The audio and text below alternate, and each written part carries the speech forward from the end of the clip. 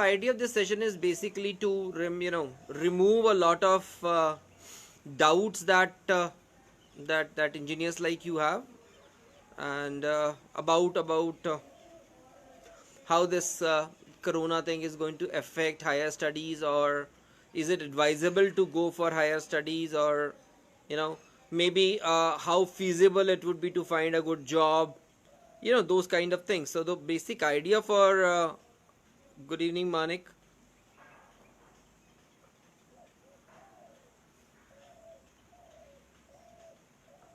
Okay, gate. You want to start with gate? Okay. Vidu, you want to start with gate first? We'll start with gate first. Don't worry about that. So basically, when when an engineering graduate is there, let's try to understand that why do we write these exams like GATE, or let's say GRE, right? GATE and GRE on the same league, at least, right? For people who want to pursue their masters, right? If you want to pursue your masters in India, yeah, GATE is the choice, right? And if you want to pursue your masters in engineering, right, from abroad, obviously GRE is the choice for you, right? So how do we define the GATE examination and the GRE examination, right? It depends upon what are you looking at.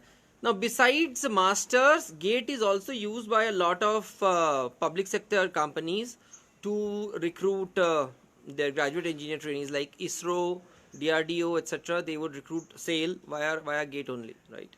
So it's also a recruitment test for a lot of public sector companies, right? So GATE is also a recruitment test. So GATE is not just about doing a master's in India; it's about getting a recruitment in India, right? So that's what GATE is all about. So GATE, as you all know about, yeah, it's a technical paper. It's a paper on your stream. So electrical will have a separate paper, mechanical will have a separate paper, and so on and so forth, right? Typically, your engineering subjects in the second and third year are the ones which are tested more or less in GATE, right? It's an objective type question, but not considered to be very easy, because the level of questions that are asked in GATE is quite conceptual. So most of us, find it difficult because we have not studied engineering in those. ISRO has a separate test. I'm sorry about that then, right? But a lot of PSUs, they would use the GATE examination, right? Now the point comes is, why should we prepare for GATE, or why should we prepare for GRE?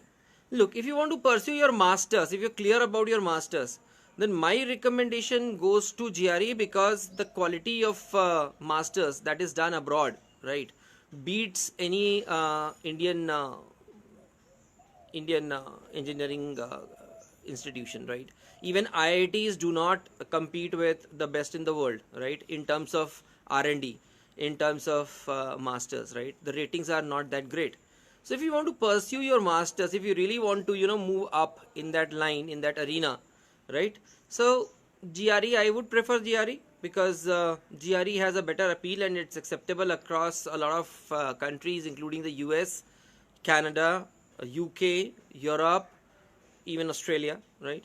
So if you want to do your masters, even Australia I would not recommend very heavily for masters. Australia is majorly for management and accounting and those kind of things, right? So if you want to pursue your master's dream, right, you want to do a master's, then I would recommend GRE instead of GATE, because GATE, typically, if you do not score a very high percentile, then you might not get any of the IITs, and maybe you'll get NITs, or these kind of colleges, which are not that great when it comes to supporting the MTech kind of a thing, right? The infrastructure, the quality of teaching, the professors, etc., are not that great as far as this thing is concerned, GATE is concerned.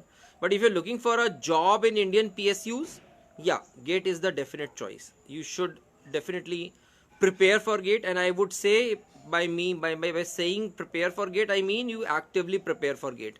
And largely speaking, it's not a self-study kind of a thing. It's not that easy that you can do it on your own. So it's better to join a test prep company and work on online modules. today, you know, almost all the online modules are available, whether you want to do it for GATE, for GRE, anything, right?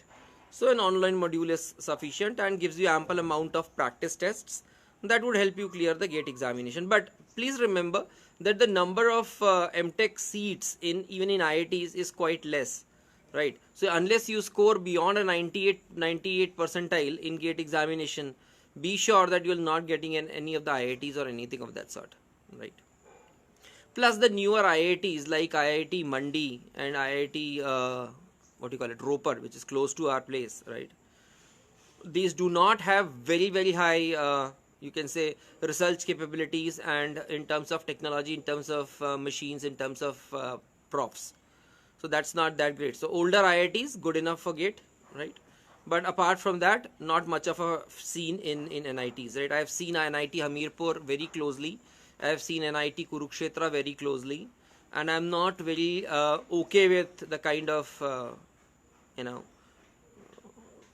research options or MTech options that are being offered at these places. They're not very great. The industry does not recognize it as such a big thing, kind of a thing, right? So that is where I would suggest. But GATE is typically for people if you want to do a PSU job, if you want to really intend to get into a PSU job, yes, GATE is the choice, because there is no other way of getting into a PSU job, right? However, I have another way of looking at things. The other way of looking at things is like even PSUs. If you're looking at PSUs, I don't think, you know, the scope of PSUs is too great in the times to come, right? If you're looking at, you know, Air India, right? Air India is up for sale. That means they are trying to privatize the whole thing. And most of the PSUs are not doing that great. Even the Navratnas and the Maharatnas are not doing that great, except for oil corporations, right? None of the PSUs are performing very good, right? BHEL to a large extent is okay, right? Is doing okay. But when it comes to sheer kind of a job, right? A lot of PSUs are in big trouble, right? Because their technologies are obsolete. They are not up to date in terms of technology upgradations. So most of the PSUs are finding it difficult, and sooner or later the government is going to divest them. You know, divestment is one of the biggest agendas in any of the governments, be it the Congress, be it the BJP currently, right? So disinvestment, you can say, is a very clear and high agenda, because the government needs cash and they find it easy to, you know, to disinvest the PSUs, right? So jobs in PSUs, unlike our, you know, fathers or something of that sort, that it was a safe job, it was a job that you could have hold on to, you know, next 30 years or so, that's not going to be the case. Even PSU jobs today are not secured for a period of 30 years. They are not secured, because you really don't know how are things going to happen, right? For example, like my own one of my relatives, she works with Air India, and the kind of uncertainty that has been holding in Air India for the last 1.5-2 years is very scary. Like she's like, should I leave up the job, or I'm senior, should I still stay, what to do, what not to do, trying to find out jobs elsewhere, a lot of issues, right? So once the PSU goes on stake or goes on sale, you know, that kind of a thing becomes very difficult. So PSU jobs, I would not suggest to look very securely into PSU jobs. There are PSU jobs, no doubt, they have good pay scales, no doubt, but they're not that secured now, especially in this kind of an environment in the world that is prevailing today. PSU jobs are not secure. It's as volatile as the private sector. I'm not saying private sector is more secure, but they are as volatile as the private sector. PSUs are as volatile as private sector today, right? It's not that they are very secured kind of a thing, right? So GATE is for people if you want to look into these kind of jobs and after engineering. But I'll tell you one thing, you know, in today's world, if I see, even, you know, just doing a graduation is not sufficient. It's not sufficient. Believe it, it's not sufficient. Whether you are an engineer, or whether you are a commerce grad, or whether you are a BBA grad, just surviving on the basis of a degree, a basic graduation degree, for the next 30-40 years is going to be very difficult. It's going to be very difficult. So masters is a must. So first point that I'm making today is that masters is a must. Please keep it in mind. I'm saying it repeatedly. doing your masters is a must. You cannot think of doing things like, I've completed my engineering, that's enough. No, it's not enough. Masters abhi kar lo, abhi nahi karoge to you'll do it 3 years, 4 years down the line. It's very, very sure that you'll be doing your masters. Without masters, I don't think too much of a scope would remain either in the private sector or in the public sector. Either ways, right?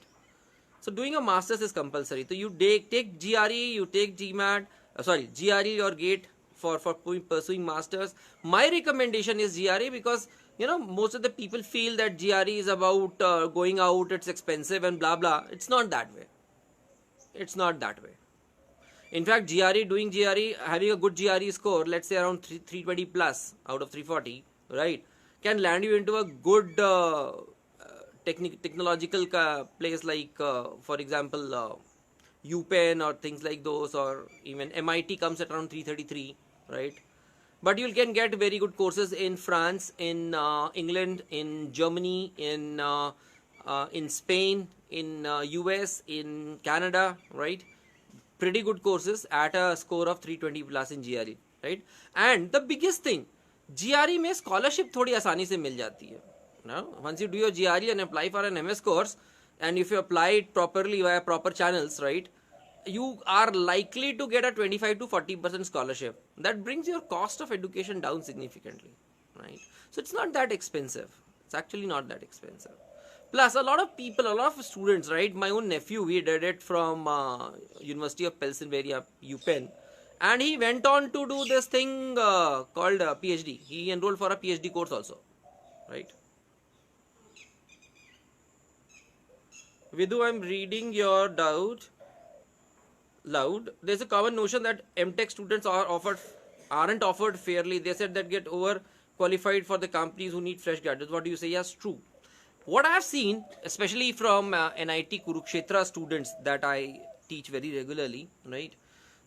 MTech from NIT Kurukshetra plus vis-a-vis a BTech from NIT Kurukshetra, the salary package is hardly a lakh of rupee per annum difference. 1 lakh रुपए का फर्क है बस. मतलब an average student is getting 8 lakh, 7.5, 8 lakh rupees at NIT Kurukshetra. An MTech graduate is from the same place is getting close to say 8.5, 9. That's it. Hardly 1 lakh रुपए का फर्क है.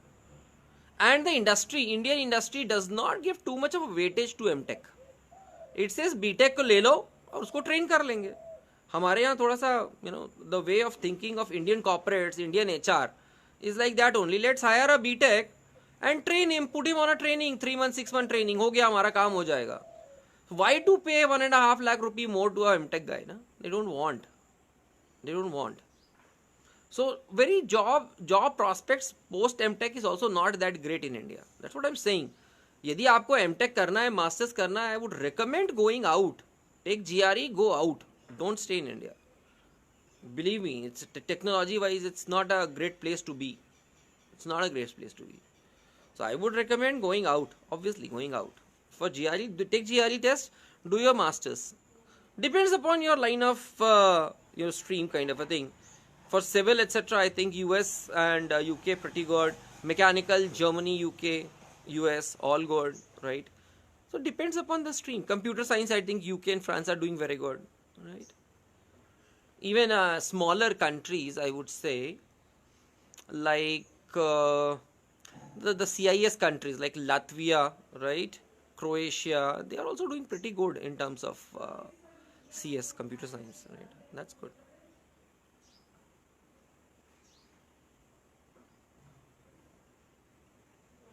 हाँ, I would recommend older IITs विदु, but problem है कि older IITs में 99 percentile से नीचे मिलेगा नहीं, सीट्स बहुत कम है ना.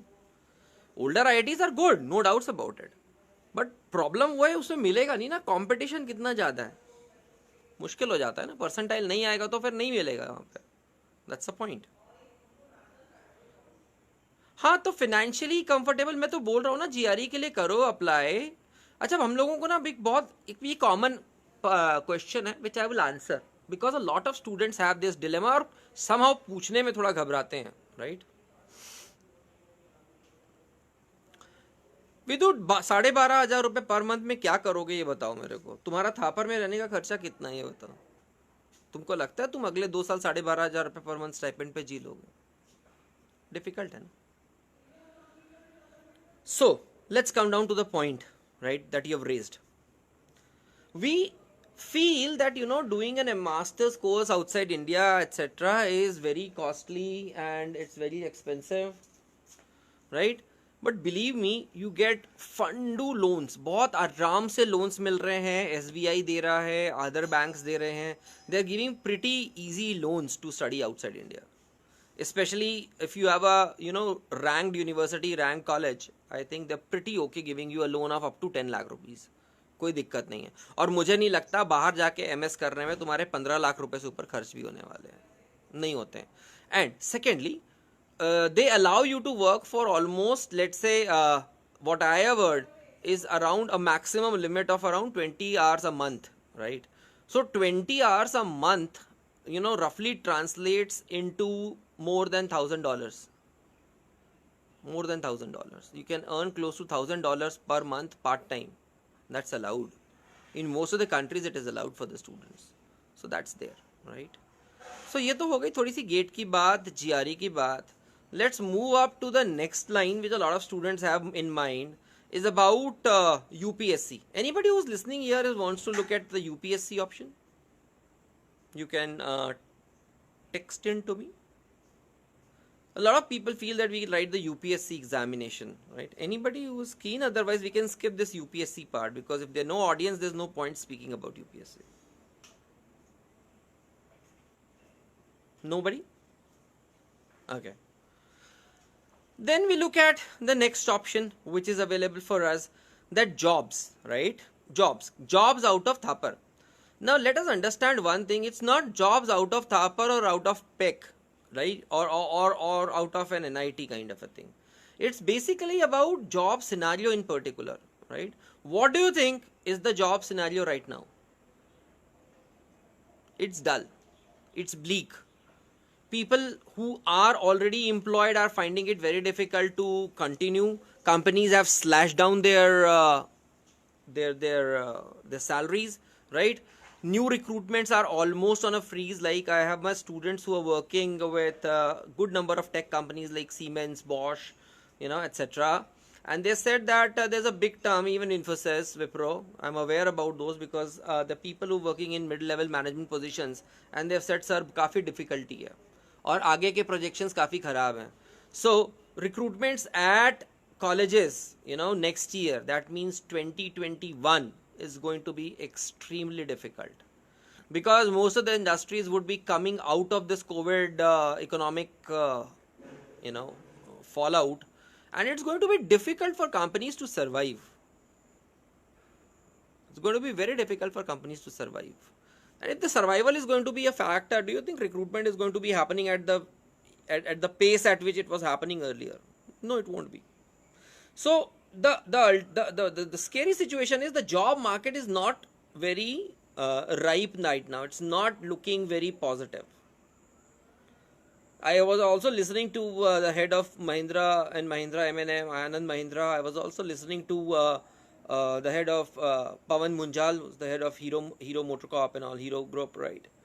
They are saying that recruitments are going to be difficult because we don't have orders, right? And if they don't have orders, that means obviously they are cutting down production, they're cutting down costs.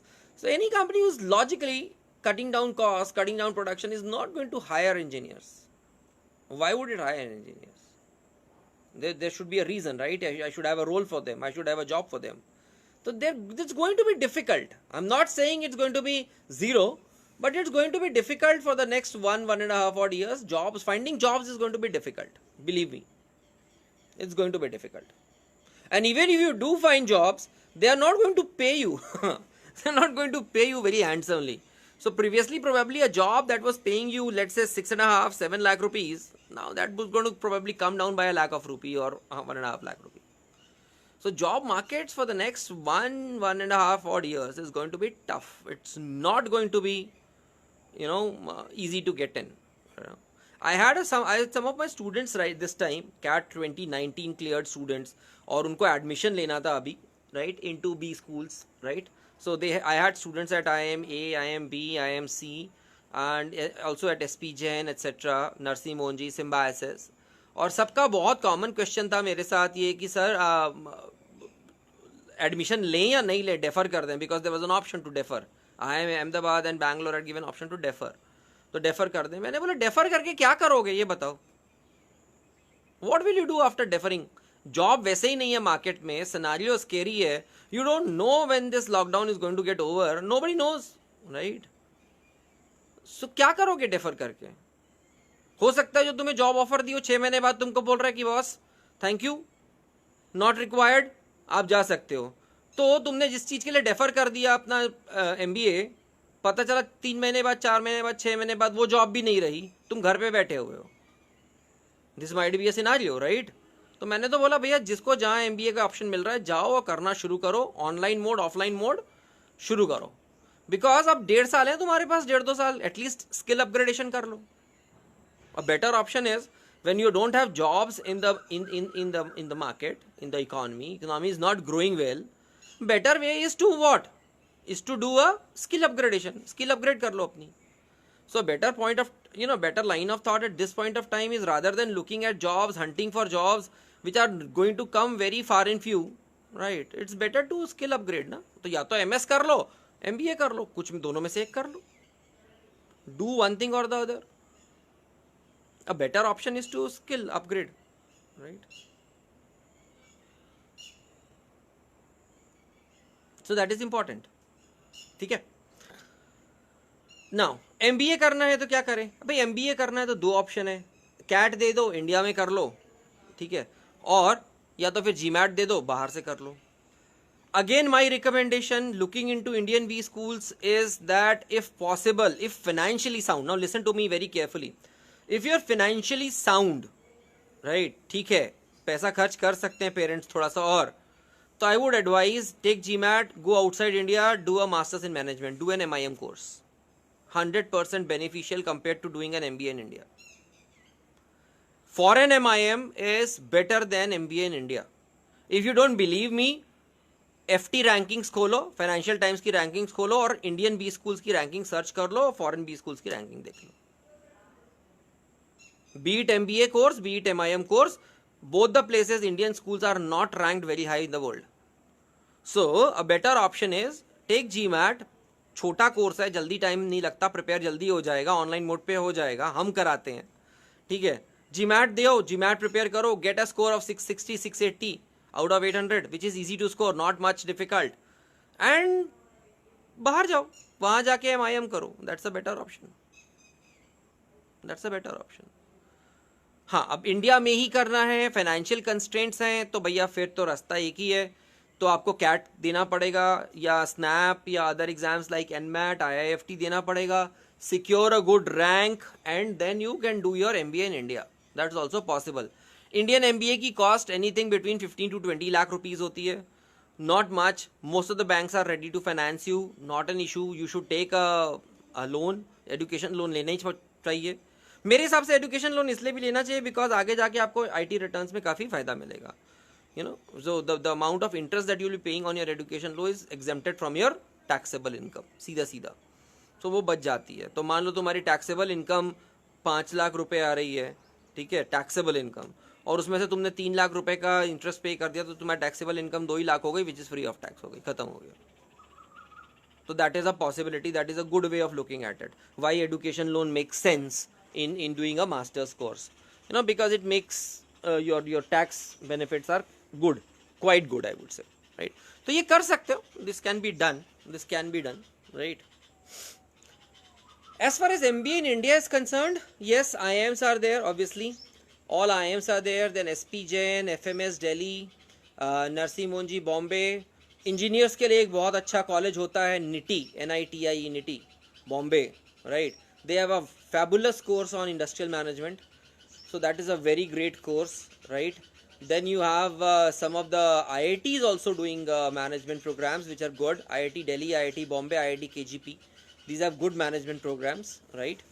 So they are also good. So roughly speaking, if you look into the Indian context, Indian MBA context also, right, तो I think there are 40 good B schools in India, 40 करीब B schools हैं, अच्छे हैं, और हर की strength करीब करीब मान लो तुम करीब करीब कितना 200-250 मान लेते हैं, तो let's say there are around 10,000 seats, 10,000 seats हैं अच्छे बी स्कूल्स में एमबीए करने के लिए इंडिया में.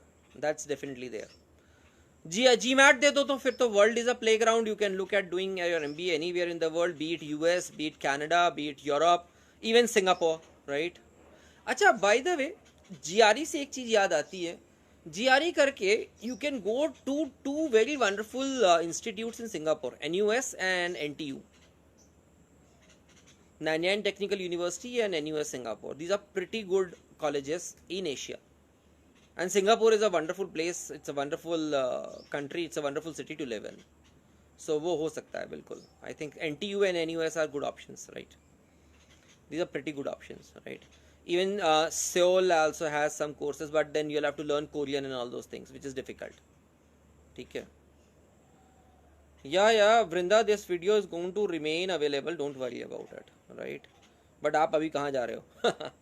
क्वेश्चंस पूछ लो यार, जो तुमको लग रहे हैं इंपॉर्टेंट क्वेश्चंस है, पूछ लो अभी. बिकॉज आई डोंट थिंक कि भाई ये प्लेटफॉर्म हमको बार बार मिलता है, आप गूगल करते बैठे रहते हो, lot of time is wasted, right. So MBA यदि करना है तो आई थिंक इंडियन एमबीए, यदि कॉस्ट इफेक्टिव देखो तो Indian MBA is cost effective. Foreign MBA थोड़ा सा महंगा है, फॉरेन एमआईएम थोड़ा सा महंगा है, right, little bit costly, but then it's worth. If you can afford it, it's worth. मतलब I would recommend going, you to go out through via GRE. बाहर जाना है तो भी I would recommend via GMAT जाना, तो भी मैं बोलूँगा बाहर ही जाओ. Because I think post graduate experience outside India is far better in terms of pedagogy, in terms of professors, in terms of research opportunities, in terms of live employment, everything. I think that's much better abroad, right? And even smaller countries like Austria, or let's say the Czech Republic, they are offering pretty good options. CIS nations, these are offering very good options.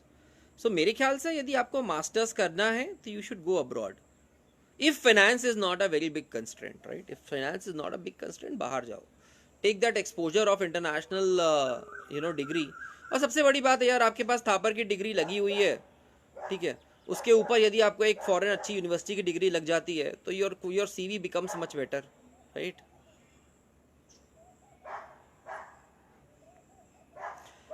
हाँ, अब UPSC की तैयारी में थोड़ी problem engineers को ये आती है that you typically have to take an art subject, right. Because जो यूपीएससी का जनरल स्टडीज का पेपर होगा उसमें हिस्ट्री पूछेगा, ज्योग्राफी पूछेगा, इकोनॉमिक्स पूछेगा, करंट अफेयर्स पूछेगा. मतलब इसमें से कुछ भी हमारे इंजीनियरिंग से रिलेटेड नहीं होता. I am also an engineer, I can say that, right. Engineering से रिलेटेड कुछ भी नहीं है जनरल स्टडीज़ में, तो आपको पढ़ना पड़ेगा. वो अनफॉर्चुनेटली आपको पढ़ना पड़ेगा पूरा history, right, geography, economics, political science, ये सब्जेक्ट्स पढ़ने पड़ेंगे इन डिटेल जो आपने कभी नहीं पढ़े. So I would say preparation time बढ़ जाता है यूपीएससी में. आप मान के चलो यूपीएससी प्रिपेयर कर रहे हो और अटेम्प्ट कर रहे हो तो you should have at least, I am saying, 3 years in hand. कम से कम 3 साल लगेंगे यूपीएससी प्रिपेयर करने में.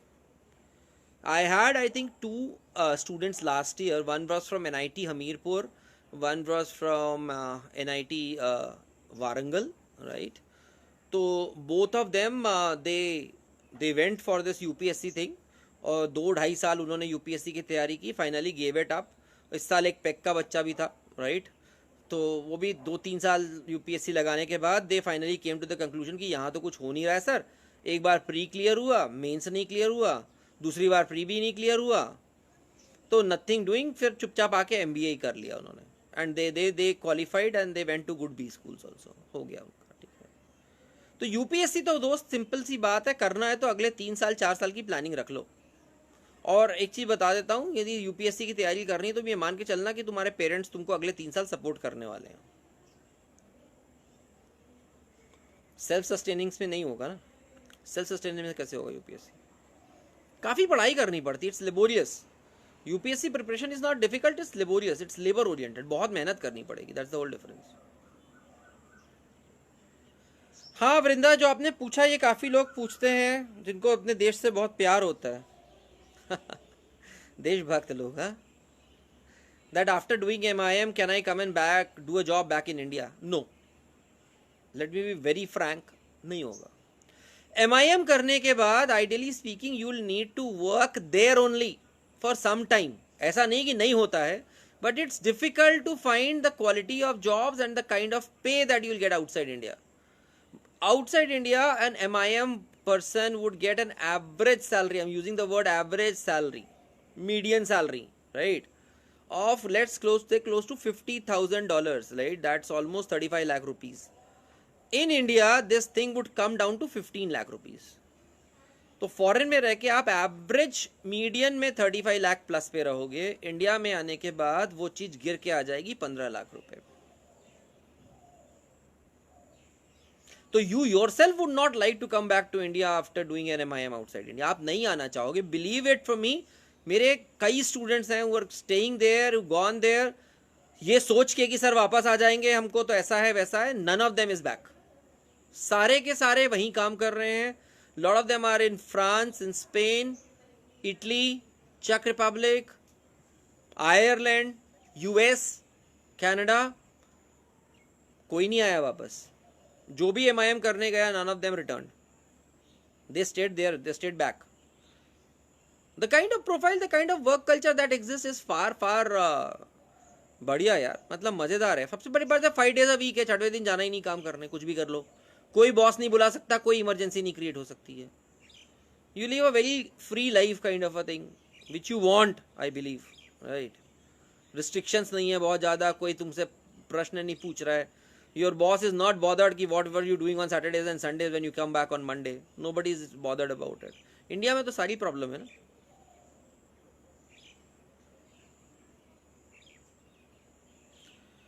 ऑप्शनल सब्जेक्ट तो तुम्हारी चॉइस के है. टिपिकली इंजीनियर्स प्रेफर करते हैं, but I have seen a lot of engineers preferring subjects like geography and economics.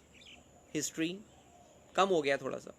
Geography, economics are more hard थ्रॉप सब्जेक्ट्स. मैथ्स UPSC का पेपर बहुत कम लोग प्रेफर करते हैं क्योंकि मैथ्स डिफिकल्ट है.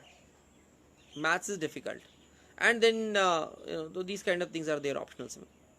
बहुत ज़्यादा नहीं उसमें है, ठीक है, कि इंजीनियरिंग के बाद क्या ऑप्शंस कर सकते. You can explore that, but a lot of people say that maths is not that great. I have had students from IITs who did not opt for maths in UPSC. मैंने पूछा क्यों, तो बोले sir बहुत difficult है. बहुत ज़्यादा difficult पूछते हैं, पॉइंट नहीं उतना पढ़ने का. You know, probably doing geography और इकोनॉमिक्स इज ईजियर.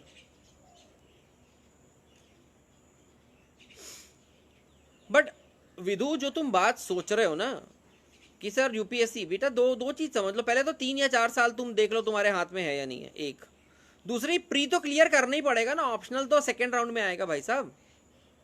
पहले प्री नहीं क्लियर होगा तो क्या करोगे ऑप्शनल के साथ. और प्री करने के लिए तुमको ये सारी चीज़ें पढ़नी पड़ेंगी.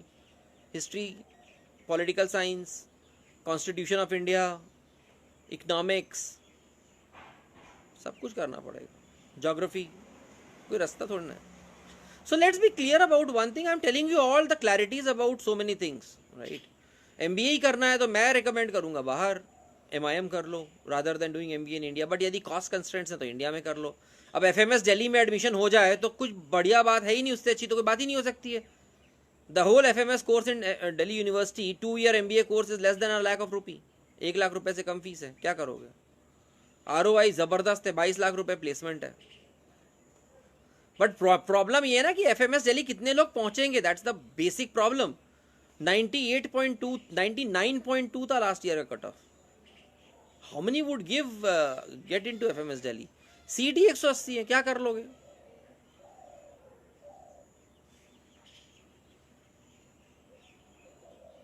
गवर्नमेंट जॉब UPSC मत यार. UPSC को जॉब की तरह मत लो प्लीज. UPSC 3 से 4 साल खा जाएगा, तुमको पता भी नहीं लगेगा कहाँ गए हैं. और पोस्ट कितनी निकल रही है जरा ये बताओगे. तुमको मालूम है UPSC में जो टॉप 3 पोस्ट होती है, IFS, Indian foreign service, IAS and IPS, ये मिला के 140 130 होती हैं बस, खत्म. I am talking about IFS, Indian foreign service, I am talking about IAS and I am talking about IPS. ये 3 प्राइम पोस्ट होती हैं UPSC की. ये तीनों 110 120 सीट से ज़्यादा नहीं है इसमें अक्रॉस इंडिया. फिर रेवेन्यू में है, इसमें है, उसमें है, बहुत सारी चीजें, एलाइड सर्विसेज हैं। फिर टॉप जॉब्स तो 130 है, खत्म। गेट से मिल सकती है PSU jobs, I am not denying it, GATE देना चाहिए if you are very sure of writing for the UPSC, sorry for the PSU jobs, yes. But मैं ये बोल रहा हूँ पीएसयू का फ्यूचर भी बहुत ज्यादा स्टेबल नहीं है आज की डेट पे। मान के चलो most of the PSUs are gradually getting divested, disinvestment होते जाएगा। हर बजट में कोई ना कोई पीएसयू बले की बकरी, जिसको ना बली का बकरा, बनेगा ही बनेगा। गवर्नमेंट को चाहिए पैसा, गवर्नमेंट बोलेगी कि पीएसयू का स्टेक बेचो, ले आओ पैसा। सिंपल तरीका है गवर्नमेंट के पास पैसा लाने का। जितना टैक्स से नहीं आता, इधर से नहीं आता, एक स्टेक डाइवर्ट कर दो, डाइवेस्ट कर दो, आ जाता है पैसा। गवर्नमेंट को इजी मनी चाहिए कि कहां से आ सकता है इजी, दे दो, डिसइन्वेस्ट कर दो, खत्म।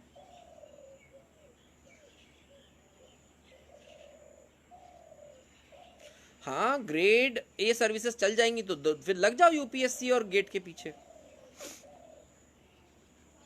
तो फिर लग जाओ गेट और यूपीएससी के पीछे। that's good। मतलब फोकस होना चाहिए विधु, मेरे हिसाब से फोकस होना बहुत जरूरी है। अब आपको, आप जिस स्टेज पे हो, अब this stage demands that you need to have a focus. अब तुम बोलोगे कि मुझे पता नहीं है, मैं इसमें कंफ्यूज हूं, उसमें कंफ्यूज हूं, तो नहीं चलना चाहिए। Nowadays I think you need to have focus right from your third year कि आपको आगे क्या करना है, because your direction of preparation would go accordingly ना। उसके बिना तो प्रिपरेशन हेवायर चली जाएगी, then you are wasting a lot of time. अब इमेजिन करो, पहले आप गेट की कोचिंग ज्वाइन करो, 6 महीने बाद आपको रियलाइज हुआ कि नहीं गेट तो करना नहीं है मेरे को, ये तो करना नहीं है मेरे को, बन नहीं रहा है, मेरा मूड नहीं, मेरा इंटरेस्ट नहीं है, तो वो 6 महीने वेस्ट हो गए। फिर बोला मेरे को एमबीए करना है, कैट करना है, फिर बोला नहीं मेरे को तो एमबीए में मजा नहीं आ रहा, नहीं लग रहा है, let me try for GRE.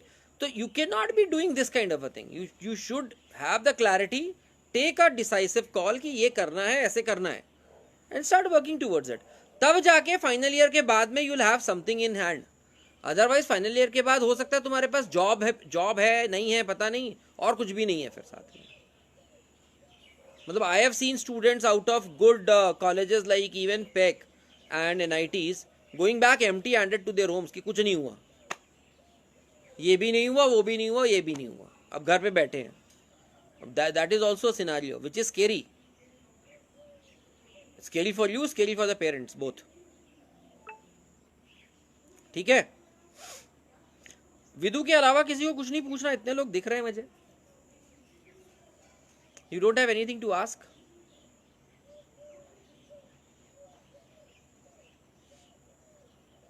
हाँ, एक वर्ड ऑफ कॉशन।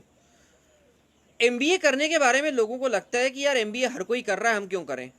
तो मैं आपको एक गारंटी दे रहा हूँ, एमबीए हर कोई नहीं कर पा रहा है। अच्छे कॉलेज से 30, 40, 20 स्कूल्स की जो मैंने बात की है, हर कोई वहां से नहीं कर पाता है। It's only hardly 9,000, 10,000 kids in India who do a sensible MBA program. Otherwise बहुत सारे एलाइड एमबीए प्रोग्राम्स है which have no worth, no value, कुछ भी नहीं है उनमें। वैसे एमबीए करने वाले बहुत हैं, करेक्ट, बट वैसे एमबीए करने वाले के बाद 15 से 20,000 रुपए से ज्यादा की नौकरी भी नहीं मिलती है। You don't get a salary more than 15-20,000 rupees if you are from a general MBA kind of a thing. उससे कुछ भी नहीं होगा।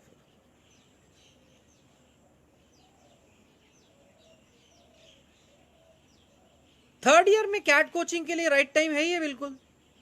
तुमको थर्ड ईयर में I think it's the right time for any kind of a coaching, whether you do it for GRE, whether you do it for GATE, whether you do it for GMAT और whether you do it for cat.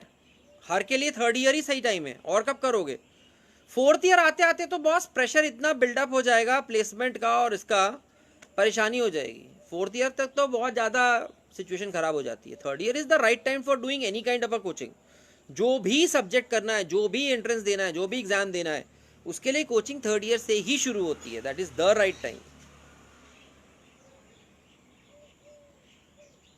GRE preparation, I think even if you're doing it for 2 hours a day is sufficient.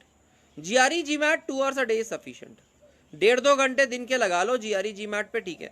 GRE is a test typically which requires high competency in language.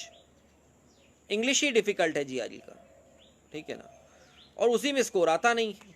Most of the Indian students do not do well in the GRE English part. तो English पे काम करना है तो 1.5-2 घंटे रोज करो। I think reading and doing a vocab because vocab based है, GRE is more of a vocab based test and some bit of reading comprehension. So start building up your language competence. Simple. GRE के लिए I think 1.5-2 घंटे per day is sufficient for a good GRE preparation. अगले 6 महीने में.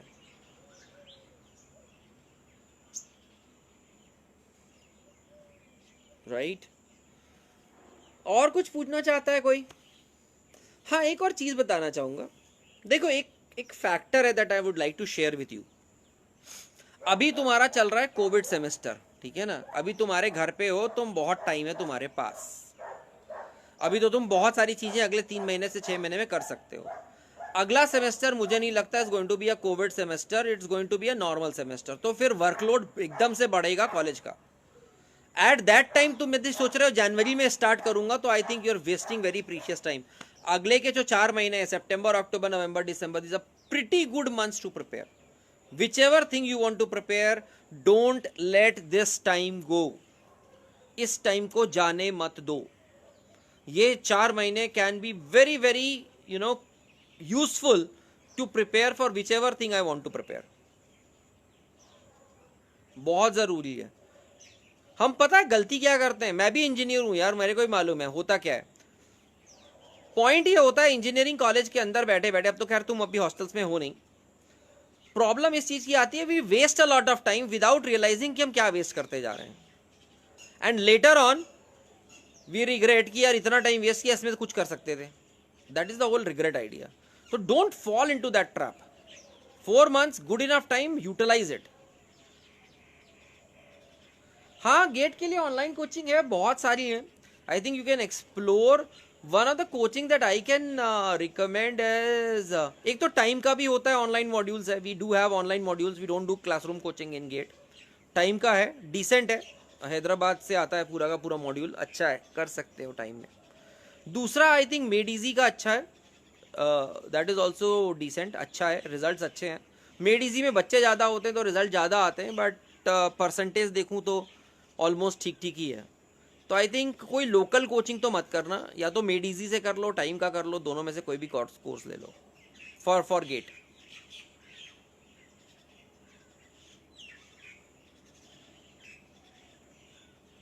ठीक है. और कुछ? एंड यूपीएससी आई वुड से इज अ चैलेंज भैया, बहुत क्लियरली बता रहा हूँ. बहुत सारे बच्चे हर साल मिलते हैं मेरे को यूपीएससी में, 3-4 साल लगाने के बाद they come to the centre and say sir 3-4 साल लग गए, अब तो कैट पढ़ा के थोड़ा सा हमको निकाल दो, हमको तो बस कुछ हो जाए, अब बहुत हो गया. तो UPSC is going to be long.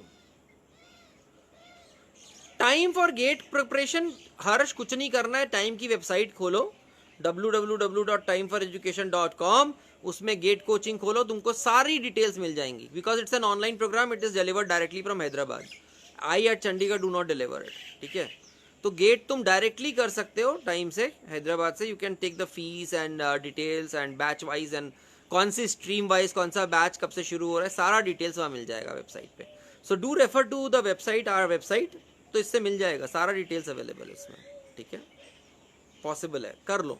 मतलब मुझे लगता है जो भी करना है अभी इस समय करो. Start working, start preparing.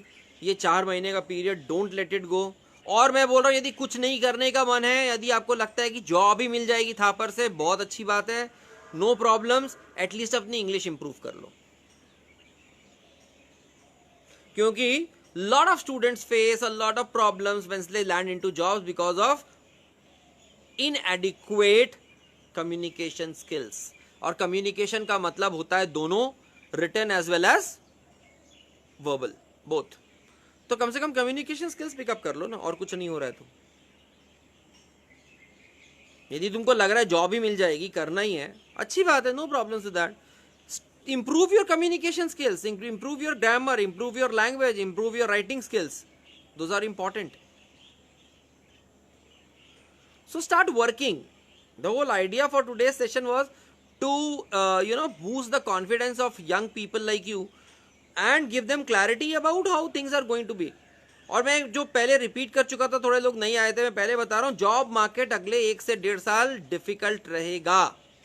It is going to remain difficult. It's not going to open up very very handsomely. So job market is going to remain difficult.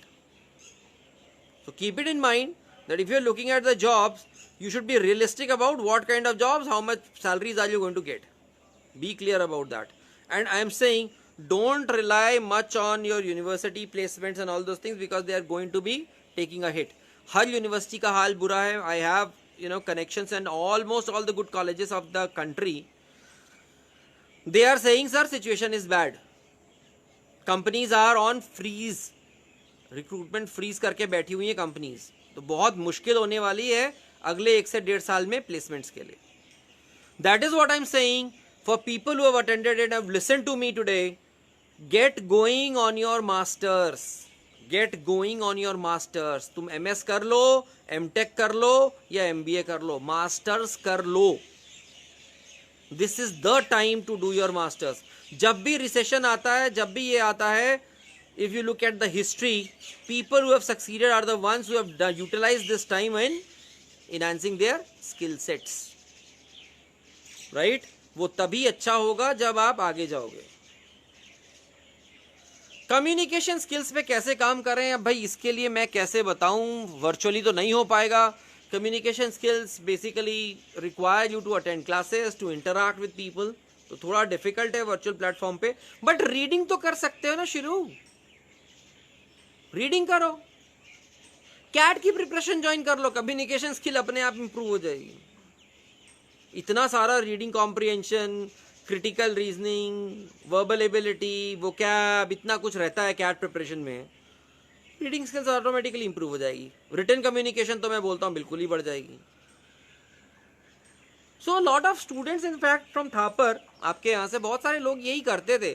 They join our CAT coaching not for the sense of this but for the sense of placements. बोलते sir placements में आसानी हो जाती है क्योंकि एप्टी test तो वही होता है. तो कैट कोचिंग का सिर्फ ये मतलब थोड़ी ना आपको कैट देना ही देना है. भाई आपकी अच्छी प्लेसमेंट लग गई, मत देना.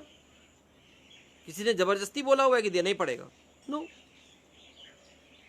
सो if you have good decent jobs after placements, don't write CAT, मत देना. बट प्रिपरेशन काम आ जाएगी. नहीं भाई कोई बुक नहीं है कैट की, please understand we are from TIME. I am telling you very frankly and I am into this industry for 20 years. ये प्लीज सेल्फ प्रिपरेशन मोड में बुक खरीद के, मटेरियल खरीद के पढ़ लेंगे, इस मोड में मत आना. ये नहीं होता है, नहीं होता है. इवन IITs के सारे बच्चे कोचिंग ज्वाइन करते हैं, पढ़ते हैं, हम पढ़ाते हैं, हमको पता है. तो डोंट ट्राई टू डू दे कि नहीं बुक ले लेंगे, खरीद लेंगे. वो ऐसे बुक से खरीद के होने लगा ना तो फिर तो हो गया था काम.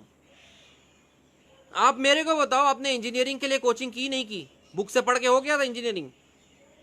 CBSE का मटेरियल पढ़ लो, उससे AIEEE क्रैक हो जाता है? नहीं होता है, नहीं होता है. हाँ गेट के लिए ऑनलाइन, मैं बोल रहा हूँ ना, कैट के लिए, गेट के लिए, GMAT के लिए, GRE के लिए, सबके लिए ऑनलाइन कोर्स सफिशिएंट है. बट कोर्स कहीं ना कहीं से तो ज्वाइन करना पड़ेगा. डोंट ट्राई टू डू कि बुक से खरीद के पढ़ लेंगे तो हो जाएगा. वो बिलीव मी वैसा नहीं होता कुछ.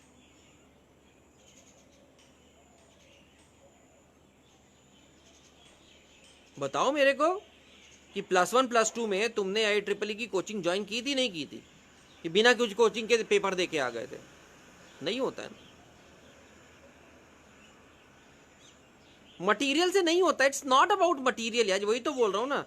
There has to be a teacher. You need somebody to simplify the whole thing for you. आप उतना कॉम्प्लेक्स तरीके से करते रहोगे, आप will take a lot of time. Somebody who teaches would be able to simplify a lot of things very quickly for you, जो तुम at least 3 times 4 times ज़्यादा टाइम लगा दोगे उसको करने में. That is what I have seen. मैं इस इंडस्ट्री में 20 ईयर्स से हूँ, मैं बता सकता हूँ. I have taught students at IIT Delhi. यार क्या बात कर रहे हो? IIT Delhi का बच्चा पढ़ने आता था, शराफत से पढ़ के जाता था क्लास में, क्योंकि उनको मालूम है कि सर इतने टाइम में यदि पढ़ना है, यदि हमारे पास 1.5 घंटे 2 घंटे हैं तो अब कोचिंग अटेंड करके काम करना बेस्ट है.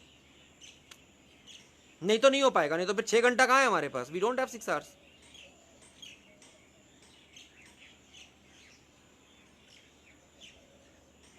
हाँ तो विदुक बहुत कम लोग होते ना यार, 1-2 लोग होते, उसको नहीं बोल सकते ना, जनरलाइज नहीं कर सकते. 90% 95% of the people attend coaching ना.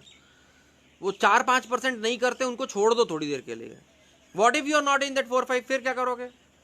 फेलियर लेके बैठना। क्यों चांस लेना है? और बाय द वे, आईआईएम के अंदर की बात बता रहा हूं, आईआईएम के प्रोफेसर्स के बच्चों को हम कोचिंग देते हैं। अब बोलो, तुम लोग को लगता है ना ये कि ऐसा है वैसा है? यार आईआईएम के अंदर आईआईएम के बच्चों, प्रोफेसर्स के kids take coaching from us. अब बोलो, इसमें कोई खराबी थोड़ी ना है यार। Something which is facilitating the whole thing, तो वो अच्छा है। उसमें क्या है? उसमें जबरदस्ती का वो क्यों लाना बीच में कि नहीं हम तो नहीं करेंगे? ठीक है, योर कॉल, मत करो, take your chance, your chance, your time, करो।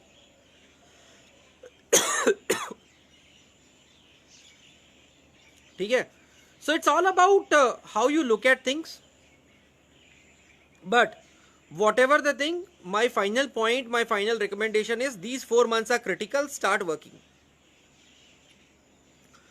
Whichever exam you want to write, whichever stream you want to choose, please start working on it. Don't say कि ये ऑनलाइन सेमेस्टर चल रहा है अब उसके बाद देखेंगे, वो देखेंगे वाला कॉन्सेप्ट गलत है। यूटिलाइज करो अपने इस टाइम को and start working on things. यदि आपको प्लेसमेंट के लिए भी बैठना है तो बस प्लेसमेंट की प्रिपरेशन शुरू कर लो, एप्टीट्यूड टेस्ट की प्रिपरेशन शुरू कर लो। वन फाइन डे ऐसा नहीं होगा कि उठ के जाओगे और एप्टीट्यूड टेस्ट में सटासट पूरा सब बन जाएगा और निकल जाएगा, ऐसा नहीं होता है। People work hard, people prepare, तब जाके एप्टीट्यूड टेस्ट निकलेगा। सो डोंट वेस्ट टाइम, मैं ये बोल रहा हूं। Done? So I think no more queries.